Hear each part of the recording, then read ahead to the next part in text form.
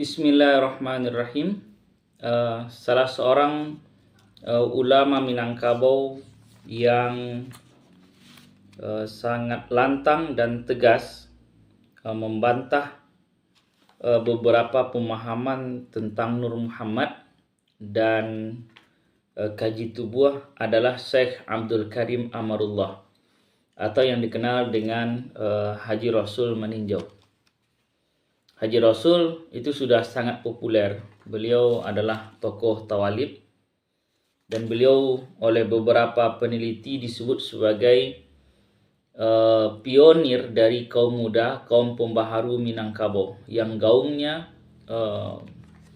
bukan hanya di daerah Minangkabau tapi juga ke wilayah-wilayah lain di Nusantara ini. Nah, terkait dengan kajian atau konsep Nur Muhammad yang diyakini oleh beberapa kalangan, kemudian yang disebut dengan istilah kaji tubuh, kaji diri, Haji Rasul atau Syekh Abdul Karim Amarullah, beliau menulis sebuah risalah yang cukup tegas. Judulnya itu adalah Risalah Qati'ur Riqab Al-Mulhidin fi Aqaidil Mufsidin, yang kalau kita terjemahkan secara letterlek, makna risalah ini adalah memotong leher orang-orang yang mulhid, yaitu orang-orang yang sesat, itu menyatakan akidah-akidah orang-orang yang rusak. Nah, kitab ini ditulis tahun 1916. Saya punya dua versi, satu manuskrip dan satu lagi versi cetakan tahun 1916 yang dicetak oleh Drukray Al-Munir di Pondok Padang. Dan ini saya temukan dalam sebuah ekspedisi tahun 2010, sekitar 14 tahun yang silam. Nah, yang menarik, saya bacakan bagian cover cetakan Al-Munir. Di sini disebutkan, selain judul tadi, Qati'ur Riqab Al-Mulhidin, itu disebutkan di bawahnya sebuah tanbih. Dan tanbih ini lumayan berani untuk ulama di zaman itu. Apa kata beliau?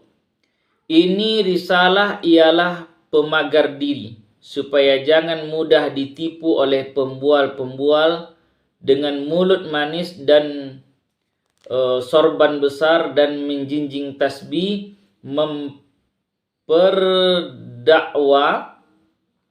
memperdungu kebanyakan awam dengan menjual-jual tarikat kosong dan bohong dan bid'ah pada agama. Nah, ini sebuah ketegasan, dan kita tentu sudah maklum dengan sosok Haji Rasul atau Syekh Abdul Karim Amarullah Meninjau ini, ayah Buya Hamka ini. Nah, pada awal risalah, yaitu pada halaman kedua, 3, lalu sampai halaman berapa? Halaman 8, itu berisi muqaddimah. Kenapa kitab ini sampai beliau tulis?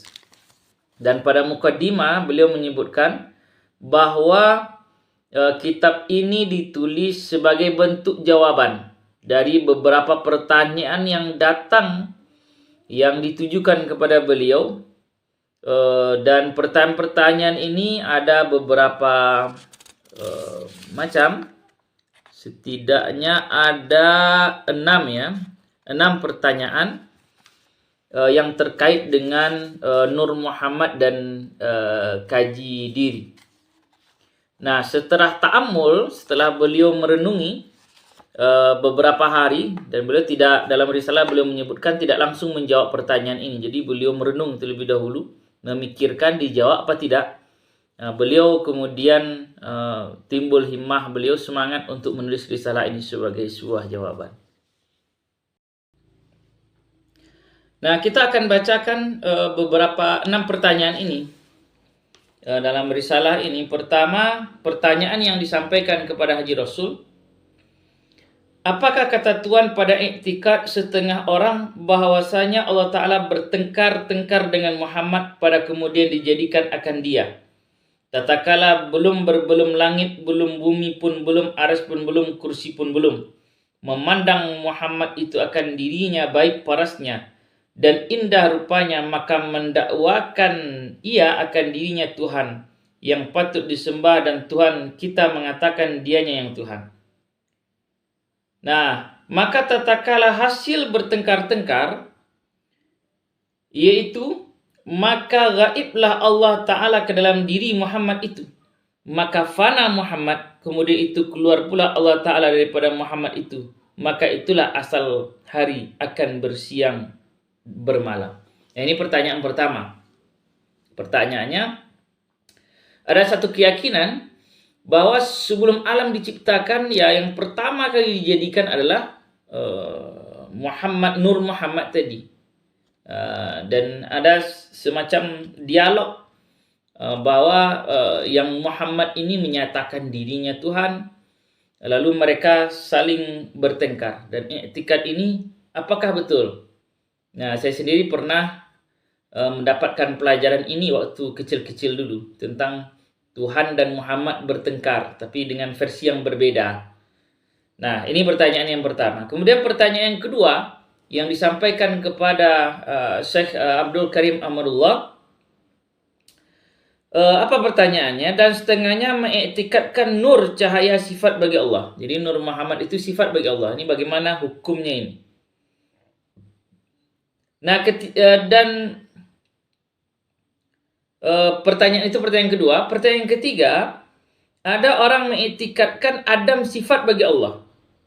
Itulah yang menyembah akan Zat Subhanahu wa Ta'ala. Ini pertanyaan ketiga ini. Nah, jelas lagi siapa yang disembah, siapa yang menyembah. Nah, kemudian pertanyaan yang keempat, ada orang mengiktikadkan tubuhnya yang kasar ini Adam dan nyawanya Muhammad yang pertama dikembalikan kepada yang kedua karena itulah keasalan, dan yang kedua dikembalikan pula kepada Allah Ta'ala. Nah, karena itu pula keasalannya, maka tiada lagi yang mewujud melainkan zat Allah dan sifat Allah. Nah, ini pertanyaan yang keempat. Nah, kemudian pertanyaan yang kelima, ada orang mengiktikadkan kalau telah kembali ia kepada Allah Ta'ala dengan iktikadnya itu, maka tiadalah dicabut malaikat maut akan nyawanya waktu mati. Hanyalah Allah Ta'ala sendiri yang mengambil nyawanya dengan mubasyarah. Ini pertanyaan kelima. Pertanyaan yang keenam, mengiktikad tubuhnya itu semata-mata kalimat la ilaha illallah. Nah, ini pertanyaan keenam. Sampai ada di dalam pertanyaan keenam ini rupa pertanyaan yang lain. Apa di sini disebutkan ada iktikad tiada berkulit dan berdaging, tiada bertulang berurat, dan tiada ia berhati berjantung, tiada ia berabu dan tiada berbuah punggung, hanyalah nur semata-mata. Nah, ini bagaimana iktikad ini?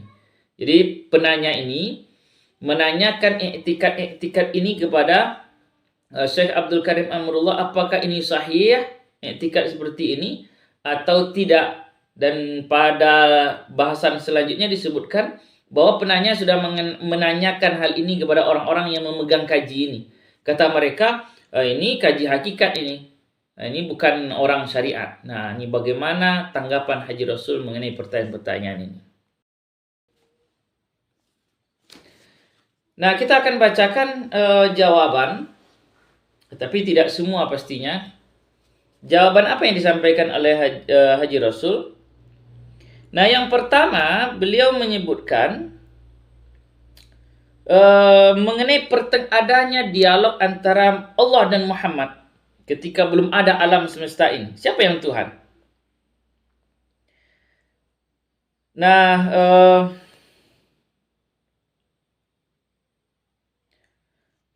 ini dengan tegas beliau mengatakan, wa ba'du, bermula yang zahir bagi hamba pada jawab demikian i'tikad.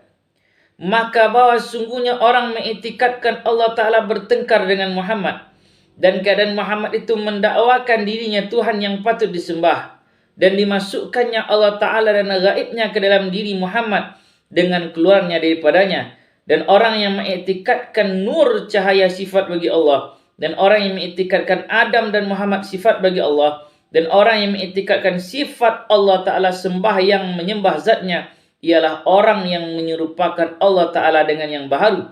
Dan tiap-tiap orang yang menyerupakan Allah Ta'ala dengan yang baharu ialah kafir, keluar dari agama Islam sama sekali. Jadi beliau dengan sangat lantang, dengan tegas beliau mengatakan bahwa iktikad ini, kata beliau, ini iktikad yang membawa kepada kekufuran. Nah, yang kalimat ini panjang pembahasannya setelah ini. Kalau akan kita baca, cukup panjang apa uraian-uraian dalil beliau. Beliau menggunakan ada dalil akli, ada dalil nakli, dan dikuatkan dengan akidah. Tapi ada satu kalimat yang rasanya menarik, ingin kita sebutkan di sini. Maka kita jawab, ini halaman ke-14 dari Risalah Qati'ur Riqab Mulhidin. Maka kita jawab dengan bahwasanya belum didengar dan dilihat seorang juga daripada Ahlus Sunnah wal Jamaah beriktikad dengan demikian, dan tidak pula seorang juga yang mawadhi'nya nama-nama itu kepada juzuk dirinya seperti itu. Nah, jadi beliau menyatakan tidak ada di kalangan ulama-ulama Ahlus Sunnah wal Jamaah yang memiliki i'tikad atau keyakinan seperti ini. Nah, ini adalah pandangan-pandangan Haji Rasul dalam kitab beliau yang halamannya di sini sampai halaman 60 berapa? Panjangnya 69 halaman. Dan apa yang kita sampaikan dalam video ini hanya cuplikan saja, bahwa ada dulu pembahasan mengenai Nur Muhammad, ada pembahasan yang berkaitan dengan kaji tubuh, kaji diri yang diungkapkan oleh Syekh Abdul Karim Amarullah atau Haji Rasul meninjau dalam Qati'ur Riqab Al-Mulhidin. Dan kitab ini menarik untuk diteliti.